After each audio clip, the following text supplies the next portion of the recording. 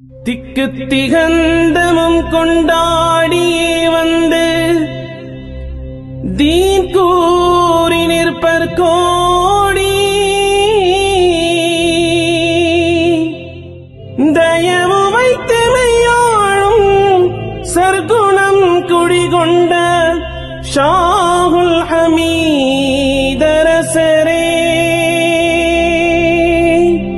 ஷாஹுல் ஹமீதரசரே.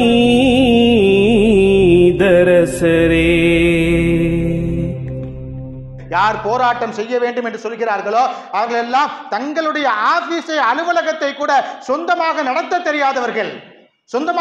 தெரியாதவர்கள், வாடகை கட்டிடத்திலே நடத்தி கொண்டிருக்கக்கூடியவர்கள். 200 ஏக்கர் ஏதோ ஒரு மன்னரால் கொடுக்கப்பட்ட இடத்திலே போய் நின்று கொண்டு நான் சண்டை வளர்ப்பேன், வம்பு வளர்ப்பேன், அவரிடத்திலே பிரச்சனை பண்ணுவேன் என்று சொல்வது எவ்வளவு பெரிய கேவலத்திலும் கேவலம், எவ்வளவு பெரிய அநீதத்திலும் அநீதம். தமிழ்நாட்டில் இஸ்லாமிய மார்க்கம், இஸ்லாமிய மதம் இன்றைக்கு வைத்திருக்கக்கூடிய அத்துணை இடங்களும் பொது சொத்துக்களும் வக்கு சொத்துக்களும் இறைநேசர்களை சுத்தித்தான் இருக்கிறது. இயக்கங்கள் ஒரு நிலத்தை கூட இன்றைக்கு வரைக்கும் உருவாக்கவே இல்லை. இன்னைக்கு இருக்கக்கூடிய இயக்கங்களை நீங்க எடுத்துக்கிட்டீங்கன்னா தாங்கள் வைத்திருக்கக்கூடிய அலுவலகத்தை கூட வாடகைக்கு வச்சிருக்காங்க. நாகப்பட்டினத்தில் உள்ள கலெக்டர் ஆபீஸ்ல ஒரு முஸ்லிம் அமைப்புகள் சேர்ந்து கலெக்டர் ஆபீஸை முற்றுகையிடுகிறார்கள். எங்களுக்கு போராட்டம் பண்றதுக்கு அனுமதி தாருங்கள். அவங்க போராட்டம் பண்ண சொல்லி கேட்கறது வேற எதுக்கோ இல்லை, வேற எதையோ சொல்லி கேட்கல. நாகூர் தர்காவில் கந்தூரி நடக்கக்கூடாது, நாங்க போய் தடுக்க போறோம், அதுக்கு எங்களுக்கு அனுமதி தாங்க. எங்கேயாவது இருக்குமா? இப்படி மார்க்கம் சொல்லுகிறதா? இன்றைக்கு தாவா பணி என்ற அடிப்படையில் போராட்டம் செய்வதற்கு முஸ்லிம்களுக்கு மத்தியிலே சண்டையை வளர்க்கிறார்கள், குழப்பத்தை ஏற்படுத்துகிறார்கள். இன்றைக்கு யாராக இருக்கட்டும், இன்றைக்கு மார்க்கத்தை எடுத்து சொல்லக்கூடியவர்களுக்கெல்லாம் தமிழ்நாட்டிலே ஒரு முகவரியை ஏற்படுத்தி கொடுத்தது யார் என்று சொன்னால் இறைநேச செல்வர்கள், அவுலியாக்கள் தான். இன்றைக்கு யாராக இருக்கட்டும், இன்றைக்கு மார்க்கத்தை எடுத்து சொல்லக்கூடியவர்களுக்கெல்லாம் தமிழ்நாட்டிலே ஒரு முகவரியை ஏற்படுத்தி கொடுத்தது யார் என்று சொன்னால் இறைநேச செல்வர்கள், அவுலியாக்கள் தான். சகாபாக்கள் கூட தமிழ்நாட்டிற்கு வந்திருக்கிறார்கள். சகாபாக்கள் கூட நசூருல்லாஹ்வை தன்னுடைய கண்களால் நேராக பார்த்தவர்கள் கூட தமிழ்நாட்டிற்கு வருகை தந்து இஸ்லாமிய மார்க்கத்தை இங்குள்ள மக்களுக்கு போதித்திருக்கிறார்கள். அந்த போதனை செய்த காரணத்தினால்தான் இன்றைக்கு நாம் இங்கே முஸ்லிம்களாக இருக்கின்றோம். பரங்கிப்பேட்டையில் அடக்கம் செய்யப்பட்டிருக்கக்கூடிய உக்காஷா ரதியல்லாஹு அன்ஹு அவர்கள் பத்ரு போர்க்களத்திலே நாம் பத்ரு சகாபாக்களுடைய பெயரை 313 பேரை வாசிக்கின்றோமே, அதிலே உக்காஷா என்ற பெயரும் இருக்கிறது. அந்த உக்காஷா ரதியல்லாஹு அன்ஹு அவர்கள் பரங்கிப்பேட்டையிலே தான் அடக்கம் செய்யப்பட்டிருக்கிறார்கள். அவர்கள் பத்ரு போர்க்களத்திலே கலந்து கொண்டவர்கள். அவர்கள் இஸ்லாமிய மார்க்கத்தை உலகிலே பல்வேறு பகுதிக்கு சென்று பரப்பிவிட்டு கடைசியாக இறுதியாக தங்களுடைய வாழ்நாள் முடிவிலே தமிழகத்திலே தன்னுடைய மௌத்தை சந்தித்து இங்கேயே அடக்கம் செய்யப்பட்ட சகாபாக்களிலே ஒருவர்கள். இப்படி கேரளாவிலே அடக்கம் செய்யப்பட்ட சகாபாக்கள் இருக்கிறார்கள். தமிழ்நாட்டிலே தமீமுன் அன்சாரி என்று சொல்லக்கூடிய கோவளத்திலே அடக்கம் செய்யப்பட்டிருக்கக்கூடிய ஒரு சகாபி, தமீம் அன்சாரி என்று சொல்லக்கூடிய ஒரு சகாபி. 313 பத்ரு சகாபாக்களுடைய பெயரை நாம் வாசிக்கும் போது அதிலே தமீமுன் என்று பல்வேறு பெயர்களை வரை நாம் பார்த்திருக்கலாம். அப்படிப்பட்ட ஒரு சகாபி தமிழ்நாட்டிலே கோவளத்திலே அடக்கம் செய்யப்பட்டிருக்கிறார்கள். இப்படி பல்வேறு அவுலியாக்கள், இறைநேச செல்வர்கள், சுமார் 1500 ஆண்டுகள் இஸ்லாமிய மார்க்கம் இந்த உலகத்திலே நபிகள் நாயகத்தால் எடுத்து எம்பப்பட்டு 1500 ஆண்டுகள் ஆகிறது, 1400 ஆண்டுகளுக்கு மேலாக ஆகிறது. அந்த காலகட்டத்திலே இருந்தே இஸ்லாமிய மார்க்கத்தை பல்வேறு இறைநேச செல்வர்களும் சகாபாக்களும் இந்த தமிழ் மண்ணிலே விதைத்தவர்களாக இருக்கின்றார்கள். அதைத்தான் இன்றைக்கு நாம் முஸ்லிம்களாக இருந்து அதை பின்பற்றி நடந்து கொண்டிருக்கின்றோம். அந்த வகையிலே வந்தவர்கள்தான் சுமார் 500 ஆண்டுகளுக்கு முன்னால் நாகூரிலே அடக்கம் செய்யப்பட்டிருக்கக்கூடிய ஷாகுல் ஹமீத் பாதுஷா என்ற பெயர் தாங்கிய நாகூர் இறைநேச செல்வர் என்று அழைக்கப்படக்கூடிய நாகப்பட்டினம் மாவட்டத்திலே அடங்கியிருக்கக்கூடிய ஷாகுல் ஹமீத் இறைநேச செல்வர் அவர்கள் 500 ஆண்டுகளுக்கு முன்னால் 1490வது ஆண்டு உத்தரப்பிரதேச மாநிலத்திலே பிறக்கிறார்கள். அவங்க பிறந்தது இங்கே இல்லை, அவங்க பிறந்தது எங்க? உத்தரப்பிரதேச மாநிலத்திலே இருக்கக்கூடிய மாணிக்காப்பூர் என்ற ஊரிலே பிறந்து அவர்கள் அங்கே உள்ள இறைநேச செல்வர்களிடத்திலே மார்க்க கலாசாலைகளை, மார்க்க அறிவுகளை, ஞானங்களை எல்லாம் பெற்றுக்கொண்டு படித்துவிட்டு பிறகு வெளிநாடுகளுக்கெல்லாம் பயணம் செய்கிறார்கள். இன்றைய காலகட்டத்தில் வெளிநாட்டுக்கு போவது சுலபம், ஈஸி. ஆனால் அன்றைய காலகட்டத்தை நீங்கள் சிந்தித்து பார்த்தால் வெளிநாட்டுக்கு செல்வது என்பது அவ்வளவு ஈஸியான ஒரு சூழல் அல்ல. ஆனால் தான் கற்ற பாடங்களை எல்லாம் பல்வேறு பகுதிகளுக்கு சென்று போதிக்க வேண்டும் என்று அவருடைய ஆன்மீக குரு சொன்னதின் அடிப்படையிலே பல்வேறு இடங்களுக்கு அவர்கள் பயணிக்கிறார்கள். ஹஜ்ஜு செய்வதற்காக மக்கமா நகருக்கு சென்று அங்கே மக்காவிலே தங்கியிருக்கிறார்கள். அப்துல் காதர் ஜீலானி கத்தஸல்லாஹு சிர்ரஹு அவர்களுடைய மக்பரா ஈராக் நாட்டிலே பக்தாத் நகருக்கு சென்று அங்கே தரிசிக்கிறார்கள். இப்படி பல்வேறு இடங்களுக்கு, பல்வேறு நாடுகளுக்கு சுற்றுப்பயணங்கள் செய்துவிட்டு இலங்கைக்கு செல்கிறார்கள். இலங்கையிலே சென்று அங்கே ஆதம் மலை என்று இருக்கக்கூடிய ஆதம் அலைஹிஸ்ஸலாத்து வஸ்ஸலாம் அவருடைய காலடி தடம் என்று சொல்லக்கூடிய அந்த இடத்தை எல்லாம் தரிசித்து விட்டு அங்கே மார்க்க பணிகள் எல்லாம் செய்துவிட்டு பல்வேறு இடங்களுக்கு அவர்களை பற்றி சொல்லப்படுகிறது. உலகத்திலே எங்கெல்லாம் இறைநேச செல்வர்கள் அடங்கி இருக்கிறார்கள் என்ற விவர குறிப்பை கொடுத்தவர்கள் ஷாகுல் ஹமீது நாயகம் அவர்கள் தான். அவங்க தான் எல்லா இடத்திற்கும் சென்று எங்கே எல்லாம் விலாயத்து பெற்ற அல்லாஹ்வுடைய வழியாக இருக்கக்கூடிய இறைநேச செல்வர்கள் எங்கெல்லாம் அடங்கியிருக்கிறார்கள் என்று அங்கே எல்லாம் சென்று அவர்களை ஜியாரத்து செய்துவிட்டு தரிசித்துவிட்டு இறுதியாக திருச்சி மாநகருக்கு வருகிறார்கள். திருச்சியிலே நத்ஹர் வலியுல்லா அவர்களுடைய ஜியாரத்தை முடித்துவிட்டு தஞ்சை தரணியை தரிசிப்பதற்காக அவர்கள் காத்திருக்கிறார்கள். அப்போது இங்கே ஆட்சி செய்து கொண்டிருக்கக்கூடிய மன்னர் மராட்டிய மன்னர், தமிழ்நாட்டை ஆட்சி செய்து கொண்டிருக்கக்கூடிய மன்னர் மராட்டிய மன்னர் அச்சுதப்ப நாயக்கனார் என்று சொல்லக்கூடிய அந்த மராட்டிய மன்னர் தான் தஞ்சாவூர் தரணியை, தஞ்சாவூர் ஜில்லாவை ஆட்சி செய்து கொண்டிருக்கக்கூடிய மாமன்னராக இருக்கிறார். அவருக்கு ஏற்பட்டிருக்கக்கூடிய நோயை குணப்படுத்துவதற்காக பல்வேறு மருத்துவர்களை தேடுகிறார்கள். அவருடைய அரண்மனையிலே இருக்கக்கூடிய ஆட்களிடத்திலெல்லாம் சொல்லி பல்வேறு மருத்துவர்களை தேடி அலைகிறார்கள். யாருமே அவர்களுக்கு கிடைக்கவில்லை. எங்கெல்லாமோ சென்று மருத்துவம் பார்க்கிறார்கள். அவர்களுக்கு ஏற்பட்டிருக்கக்கூடிய அந்த நோயை சரி செய்வதற்கு முடியவில்லை. அவர் பல்வேறு இடங்களுக்கு சென்றும் அவருடைய நோய் குணமான பாடில்லை. அது என்னவாக இருக்கும் என்று பல்வேறு மருத்துவர்களிடத்தில் ஆலோசித்து விட்டு கடைசியாக அந்த அரண்மனைக்கு வருகை தருகிறார்கள் ஷாகுல் ஹமீது நாயகம் அவர்கள். நாகூரில் அடங்கி இருக்கக்கூடிய இறைநேச செல்வராகிய நாகூர் நாயகம் அவர்கள் அந்த அச்சுதப்ப நாயக்கர் அவரை சந்திக்கிறார்கள். எனக்கு இவ்வாறு நோய் ஏற்பட்டிருக்கிறது என்று சொன்னவுடன் அவர்கள் சிறிது நேரம் அந்த அரண்மனையை சுற்றி பார்த்துவிட்டு அந்த அரண்மனையினுடைய மாடியிலே ஒரு புறா ஊசிகளால் துளைக்கப்பட்டு முட்களால் குத்தப்பட்டு ஒரு புறா இருக்கிறது. அந்த புறாவின் மூலமாகத்தான் உங்களுக்கு ஏதோ செய்யப்பட்டு உங்கள் உடலிலே நோய் இருக்கிறது. எனவே அதை கண்டுபிடித்து அந்த மாமன்னரிடத்திலே சொல்கிறார்கள். அந்த புறா அங்கிருந்து அப்புறப்படுத்தப்படுகிறது. அதன் பிறகு அந்த மன்னருடைய உடலிலே ஏற்பட்டிருக்கக்கூடிய எல்லா நோய்களும் தீர்கிறது என்று வரலாற்று தகவல்களிலே எழுதுகிறார்கள். இன்றைக்கும் நீங்கள் கூகுளில் தேடி பார்த்தீங்கன்னு சொன்னால் நாகூர் வலியுல்லா என்று அடித்து பார்த்தீங்கன்னு சொன்னால் இந்த கட்டுரையை பல்வேறு ஆதாரபூர்வமாக பல்வேறு வகையிலே செய்திகளை சொல்லி எழுதியிருக்கக்கூடியவர்கள் இருக்கிறார்கள். நாகூர் நாயகம் அவங்களுக்கு ஏதாவது செய்யணும் அப்படின்னு சொல்லிட்டு உடனே அவங்க கேட்குறாங்க, நீங்கள் இங்கே தான் இருக்கணும், தஞ்சாவூரில் தான் நீங்கள் இருக்கணும், என்னுடைய நோயை குணப்படுத்தியதன் காரணத்தினால் நீங்கள் இங்கேயே தங்கிவிட வேண்டும், அரண்மனையிலே உங்களுக்கு இடம் தருகிறேன் என்றெல்லாம் சொல்கிறார்கள். அவர்கள் எனக்கு அரண்மனை தேவையில்லை, நான் இறைவனுடைய பணியை செய்ய வேண்டும், இறை ஆலயத்திற்கான பணியை செய்ய வேண்டும், மக்களை இறைவன் பக்கம் அழைக்க வேண்டும், இதுவே ஆன்மீக குருவிடம் நான் கற்றுக்கொண்ட பாடமாக இருக்கிறது. எனவே நான் இந்த அரண்மனையிலே வசிப்பதற்கு விரும்பவில்லை என்று அங்கிருந்து கிளம்புகிறார்கள். கிளம்பி அவர்கள் சென்ற இடம்தான் நாகூர். அவங்க அங்கே தங்கியிருக்கிறாங்கன்னு மன்னருக்கு தெரிகிறது. இப்போ இது ஒன்றுபட்ட தஞ்சாவூர், நாகப்பட்டினம் மாவட்டம் கிடையாது, மயிலாடுதுறை மாவட்டம் கிடையாது. இது எல்லாமே நாகூர், நாகப்பட்டினம், வேளாங்கண்ணி வரைக்கும் தஞ்சாவூருடைய ஆளுகைக்கு கீழே தான் இருந்தது. அன்றைய காலகட்டத்திலே தஞ்சாவூர் என்பது பல்வேறு மன்னர்களால் ஆட்சி செய்யப்பட்ட மாபெரிய நிலமாக இருந்திருக்கிறது. ராஜராஜ சோழன் என்று சொல்லக்கூடிய அரண்மனைகளும் மன்னர்களும் ஆட்சி செய்த புண்ணிய பூமியாக, புனிதமிக்க இடமாக தஞ்சாவூர் நிலம் இருந்திருக்கிறது. அதிலே பல்வேறு இறைநேச செல்வர்களும் வாழ்ந்திருக்கிறார்கள். இவங்க அப்படியே இந்த மன்னருடைய உடல்நிலையை சரி செய்துவிட்டு நாகூரிலே சிறிது காலம் தங்கியிருக்கிறார்கள். இதற்கு இடைப்பட்ட காலத்திலே சிங்கப்பூர், மலேசியா, பர்மா போன்ற இடங்களுக்கெல்லாம் சென்று அங்கே இறைவனுடைய பணியை செய்கிறார்கள். மக்களை இறைவன் பக்கம் அழைக்கிறார்கள். மீண்டும் அவர்கள் நாகூருக்கு வந்து விடுகிறார்கள். அங்கே மௌத்தாகிறார்கள், மரணத்தை தழுவுகிறார்கள். அவர்கள் மரணத்தை தழுவிய தினம்தான் ஜமாதுல் ஆஹிர் என்ற அந்த பிறை 10 அவர்கள் மரணத்தை தழுவுகிறார்கள். 1590வது ஆண்டு என்று சொல்லப்படுகிறது. சுமார் 500 ஆண்டுகளுக்கு முன்னால் அவர்கள் மரணிக்கிறார்கள்.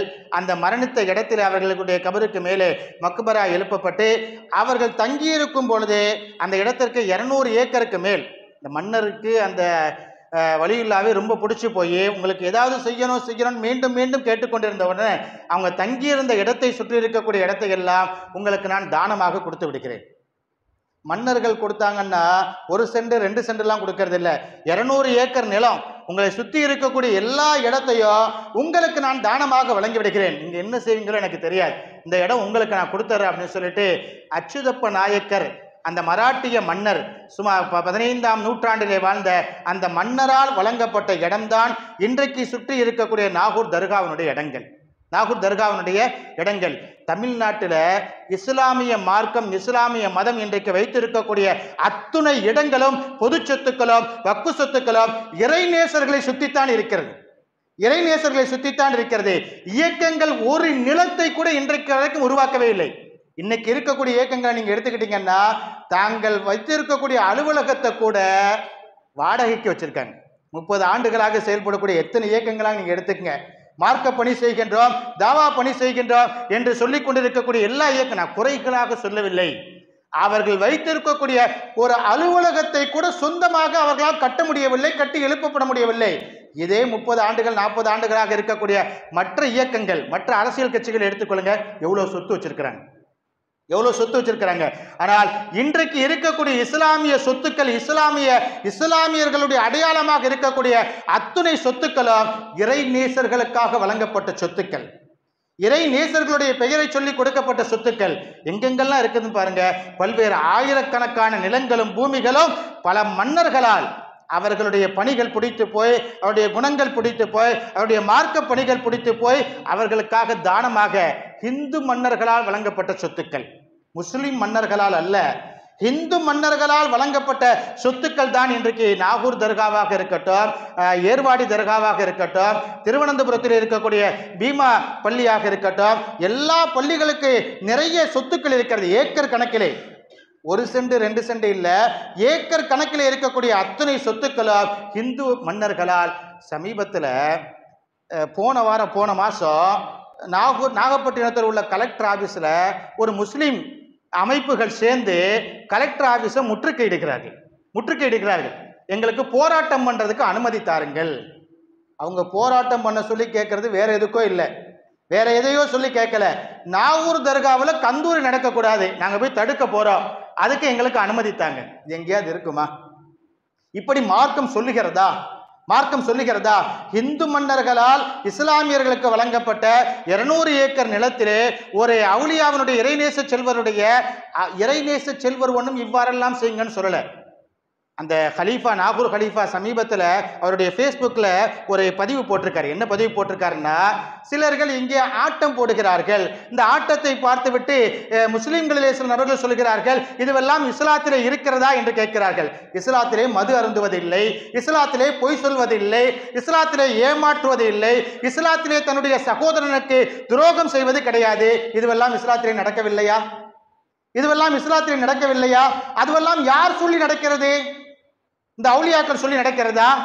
அப்ப அவுலியாக்களுடைய வாசலிலே ஏதோ சில இளைஞர்கள் ஆட்டம் போட்டு விட்டார்கள் என்பதற்காக இது அவுலியாக்களுடைய அந்த கலாசாலைகளை எல்லாம் இழுத்து மூட வேண்டும், அந்த இடங்களை எல்லாம் அடைக்க வேண்டும், இந்த மக்பராக்களை எல்லாம் தகர்த்து இடிக்க வேண்டும் என்று போராடுகிறார்களே, இதில் என்ன நியாயம் இருக்கிறது? மதுக்கடைகள் இருக்கிறது, எத்தனை மதுக்கடைகளிலே முஸ்லிம்கள் மது அருந்துகிறார்கள். இவர்கள் மதுக்கடைகளை அடித்து நொறுக்கி விட்டார்களா? அல்லது குறைந்தபட்சம் அந்த மனிதர்களையாவது இல்லாமல் ஆக்கிவிட்டார்களா? முஸ்லிம் மகல்லாக்களிலே மது குடிக்காதவர்கள் இருக்கிறார்களா? பொய் பேசாதவர்கள் இருக்கிறார்களா? அல்லது குறைந்தபட்சம் தன்னுடைய சகோதரனையாவது துன்புறுத்தாதவர்கள் இருக்கிறார்களா? ஆனால் மக்பராவிலே நாகூர் அவுலியாவுடைய அந்த தரிசனத்தை தடுக்க வேண்டும் என்று நினைக்கக்கூடியவர்கள் கலெக்டர் ஆபீஸ் வரைக்கும் சென்று போராட்டத்தை தூண்டுகிறார்களே, இவர்கள் என்னவென்று சொல்வது? நபிகள் நாயகம் ஸல்லல்லாஹு அலைஹி வஸல்லம் எதிரிகளை தன்னை துன்புறுத்திய போதும் கூட அவர்களை மன்னித்து விட்டார்கள். தன் தலைக்கு மேலே குப்பையை கொட்டிய அந்த மூதாட்டியை தேடி சென்று நலம் விசாரித்தார்கள். நபிகள் நாயகம் ஸல்லல்லாஹு அலைஹி வஸல்லம் தனக்கு விருந்துக்கு கூப்பிட்டு அந்த விருந்திலே கோழி சால்னாவிலே விஷம் வைத்த ஒரு பெண், அந்த பெண் விஷம் வைத்து விட்டாள் என்று தெரிந்தும் கூட அந்த பெண்ணை மன்னித்து விட்டார்கள். நபிகள் நாயகம் ஸல்லல்லாஹு அலைஹி வஸல்லம் யகூதிகளுக்கு எதிராக போரிடுங்கள் என்று நபிகள் நாயகம் ஒருபோதும் தூண்டவில்லை.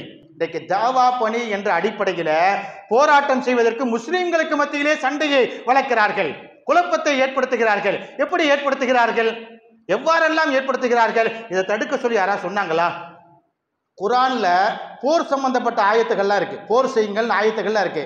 அந்த ஆயத்து எங்கேயுமே யாராவது ஷிர்க்கு வச்சுட்டா போரிடுங்கள்னு வரவே இல்லை. அதை நான் பார்த்துக்கிறேன்னு அல்லாஹ் சொல்றான். அது அவருக்கும் எனக்கும் தனிப்பட்ட இது.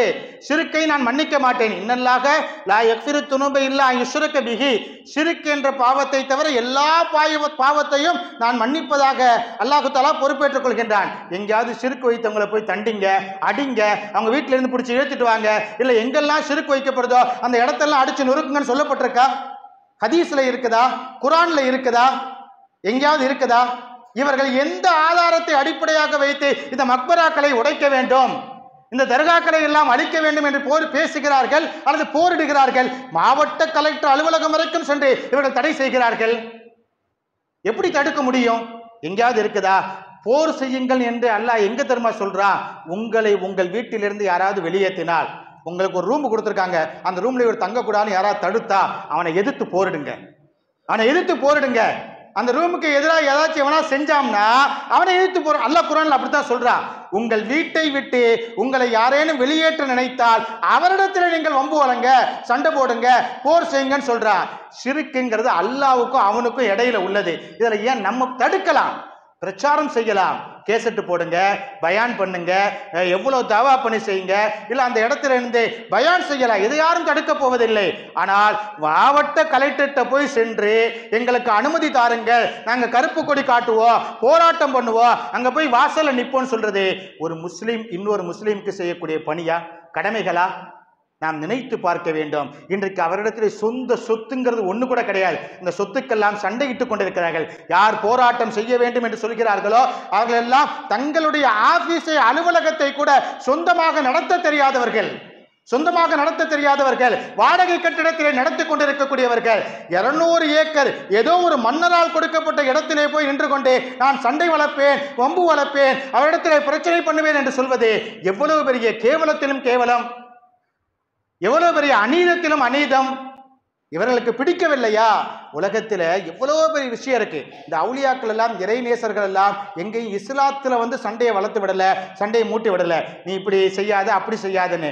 அவர்கள் டைரக்டாக மற்றவரிடத்திலே சென்று இஸ்லாத்தை எடுத்து சொன்னார்கள்.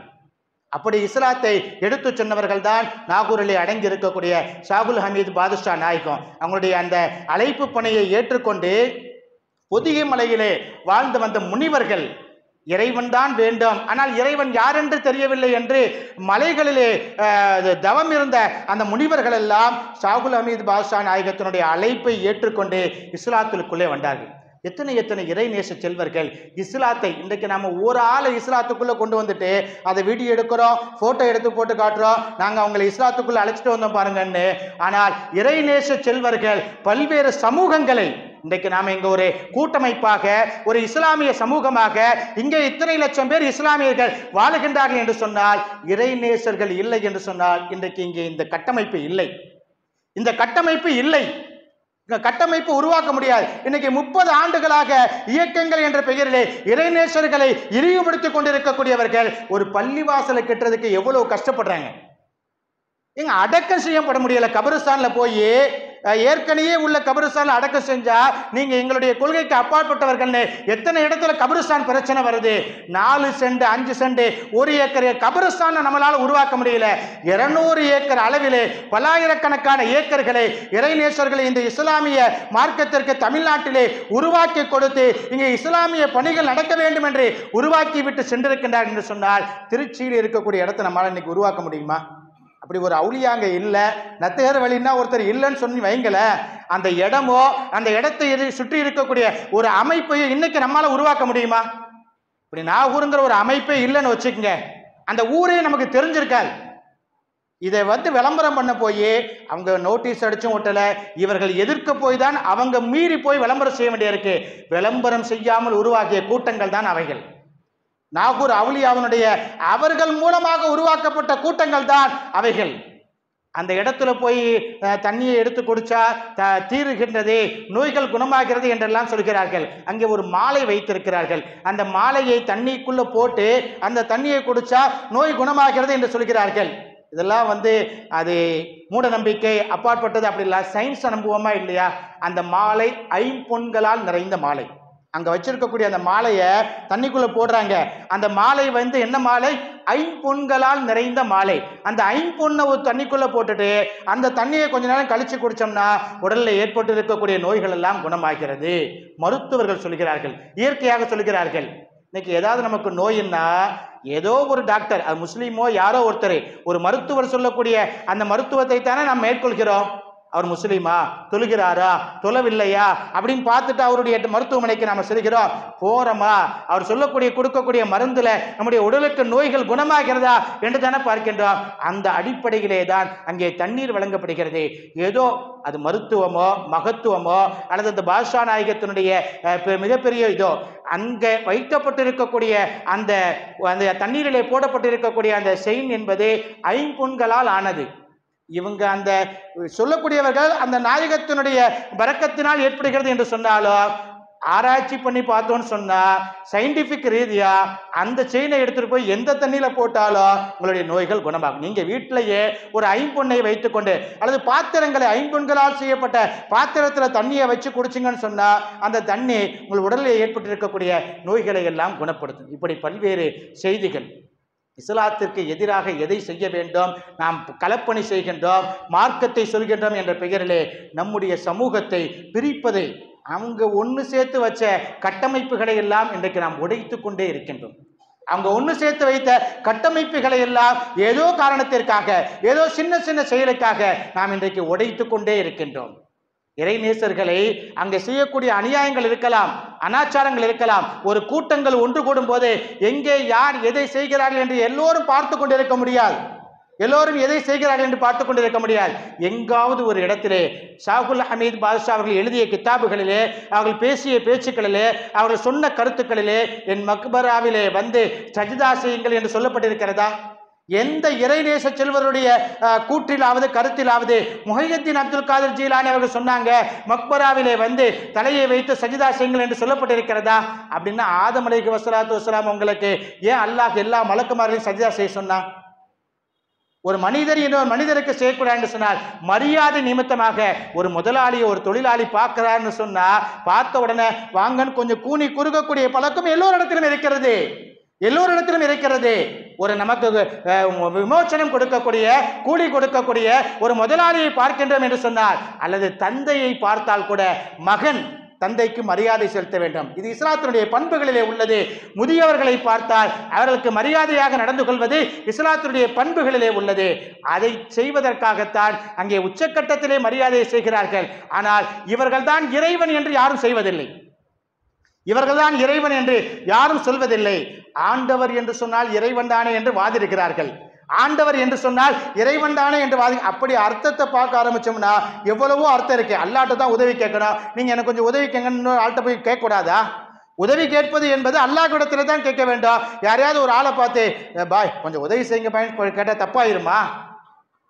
கரீம் என்பது அல்லாஹ்வுடைய பெயர் தான், ரஹீம் என்பது அல்லாஹ்வுடைய பெயர் தான், ரஹ்மான் என்பது அல்லாஹ்வுடைய பெயர் தான், ஷக்கூர் என்பது அல்லாஹ்வுடைய பெயர் தான். இவைகளை எல்லாம் மனிதர்களுக்கு வைக்கப்பட்டிருக்கிறதா இல்லையா? அல்லாஹ்வுடைய பெயர் மனிதர்களுக்கு வைக்கப்பட்டிருக்க அக்பர், அல்லாஹு அக்பர் என்று சொல்கிறோம். அல்லாஹ் மிகப்பெரியவன். அந்த அக்பர் என்ற பெயர் மனிதர்களுக்கு வைக்கப்பட்டிருக்கிறதா இல்லையா?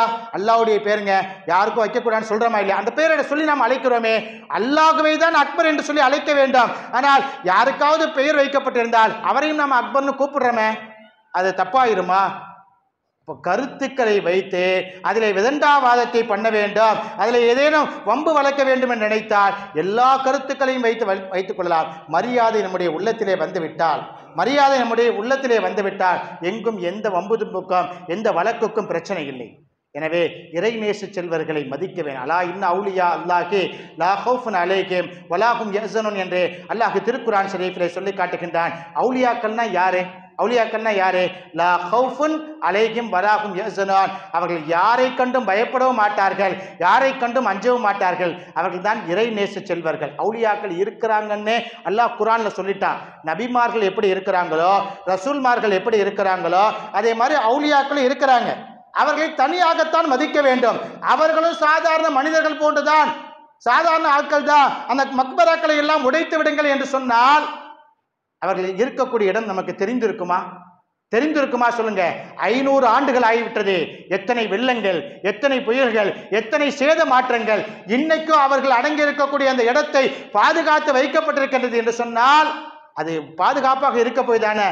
அவர் சாதாரண ஆள் தாங்க, அதெல்லாம் உடைச்சிருங்க, சாதாரணமாக வைங்கன்னு சொன்னா எப்படிங்க அடையாளம் தெரியும்? இப்போ ரசூலுல்லாஹ்வுடைய கபரையும் அப்படியே வச்சிருக்கலாமே, எப்படி அடையாளம் தெரியும்? இந்த இடத்திலே ஒருவர் இஸ்லாத்தை உருவாக்கினார் என்பதற்கு என் தந்தை, என் தந்தையின் தந்தை, என் பாட்டன், என் பூட்டன் என்று நாம் பேசுகிறோமா இல்லையா? அடையாளம் இருக்க போய்தான், நமக்கென்று ஒரு வீடு இருக்க போய்தான் என் தெரு எது, என் வீடு எது என்று முகவரியை சொல்லி பேசுகிறோம். என் ஊர் இது என்று முகவரியை சொல்லி பேசுகிறோம். அனைத்தையும் உடைக்க வேண்டும் என்று பேசுகிறார்களே, அனைத்தையும் உடைக்க வேண்டும் என்று பேசுகிறார்களே. எந்த தைரியத்தில்? இஸ்லாத்தை அழிக்க வேண்டும் என்ற தைரியத்திலா? இஸ்லாத்தை இல்லாமல் ஆக்க வேண்டும் என்ற தைரியத்திலா அனைத்தையும் உடையுங்கள் என்று பேசுகிறார்கள்? எல்லா மனிதர்களுக்கும் மக்பரா கட்டி எழுப்பப்படுவதில்லை. எல்லா மனிதர்களுக்கும் மக்பராக்கு மேலே கட்டிடங்கள் கட்டி எழுப்பப்படுவதில்லை. யாரை இறை நேசர்கள் என்று உலகம் ஏற்றுக்கொண்டதோ, யாரை இறை நேசர்கள் என்று உலகம் இன்றை வரை கொண்டாடி கொண்டிருக்கிறதோ அவர்களுடைய மக்பராக்கள் மட்டும்தான் கட்டி எழுப்பப்பட்டிருக்கிறது. அதையே உடைப்போம் என்று கலெக்டரிடத்திலே சென்று மனு கொடுக்கிறார்கள் என்று சொன்னார். கலெக்டரா இவருக்கு இஸ்லாத்தை எடுத்து சொன்னார்? கலெக்டரா இவர்களுக்கு இஸ்லாத்தை போதித்தார்? கலெக்டர் சொல்லியா இவர்கள் ஈமானை கொண்டு வந்தார்கள்? அந்த கலெக்டர் இடத்திலே போய் மனு போடுகிறார்கள். எது எடுத்தாலும் கலெக்டர். அடக்கம் செய்யப்படவில்லையா? கபரஸ்தான் கிடைக்கவில்லையா? நீ ஒழுங்கா இருந்தா யாருப்பா உனக்கு கபரஸ்தான் கொடுக்க மாட்டேன் என்று சொல்ல போகிறார்? ஒழுங்கா இருந்தா யாரு கபரஸ்தான் கொடுக்க மாட்டேன் என்று சொல்ல போகிறார்? இஸ்லாத்திற்குள் துண்டாக்கிவிட்டு, பந்தாட நினைத்துவிட்டு, சமூகங்களை பிரித்துவிட்டு, ஒரு பள்ளிவாசல் ஏற்கனவே ஜும்மா பள்ளிவாசல் இருக்கும் போது அதற்கு போட்டியாக எதிராக மக்களை திசை திருப்பி இங்கே வாருங்கள் என்று சொல்லக்கூடிய மிகப்பெரிய சதித்திட்டங்களை எல்லாம் செய்துவிட்டு சாதாரண பணத்திற்காக, பணம் அங்கே சென்று விடக்கூடாது என்பதற்காக, நம்மிடத்திலே வரக்கூடிய பணம் திசை திருப்பி விடக்கூடாது என்பதற்காக செய்வதற்கு நீ செய்கின்றாய் என்று சொன்னால் மார்க்கத்தை நாம் புரிந்து கொள்ள வேண்டும். நாகூர் ஷாகுல் ஹமீத் பாதுஷாவை இன்றைக்கு வரைக்கும் கொண்டாடுகின்றோம் என்று சொன்னால் நீங்களோ நானோ யாரோ நோட்டீஸ் அடித்து ஒட்டி நீங்கள் கொண்டாடுங்கள் என்று சொல்லப்பட்டதல்ல. அவர்கள் மார்க்கத்திற்கு பணி செய்தார்கள், அவர்களை இறைவன் பொருந்திக் கொண்டான் என்பதனுடைய அடையாளம் இதுதான்.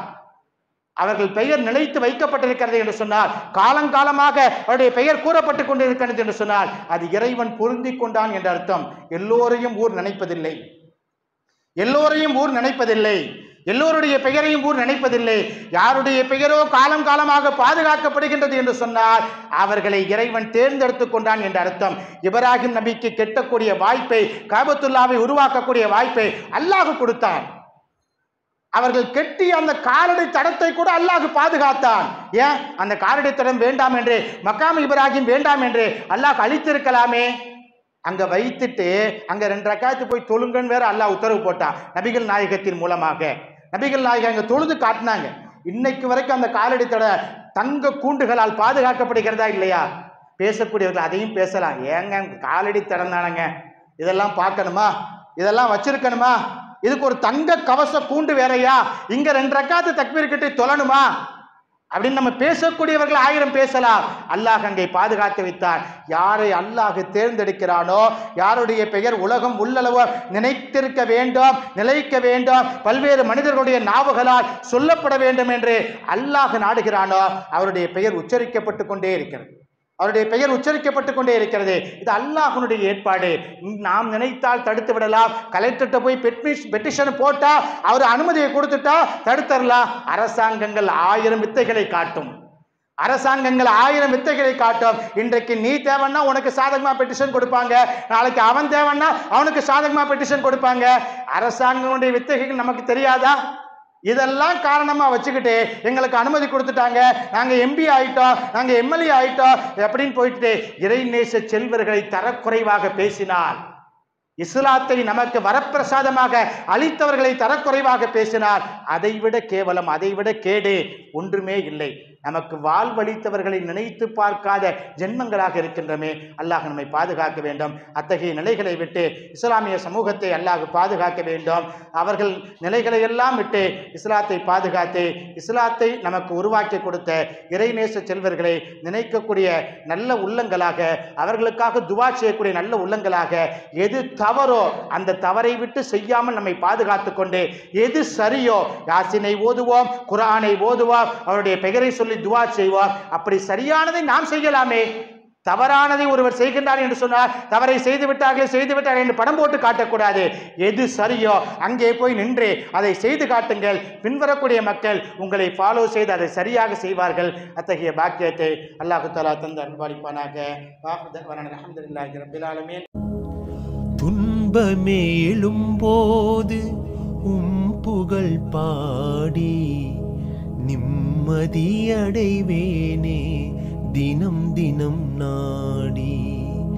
துன்பமே எழும்போது புகழ் பாடி நிம்மதி அடைவேனே தினம் தினம் நாடி. அன்புடன் ஆளுகின்ற அண்ணலே பூபா, அன்புடன் ஆளுகின்ற அண்ணலே பூபா, அடியார்கள் கொண்டாடும் இஸ்லாத்தின் தீபா, அடியார்கள் கொண்டாடும் இஸ்லாத்தின் தீபா. உம்மை ஒருபோதும் நான் மறவேன் மீரா, ஷாஹே மீரா.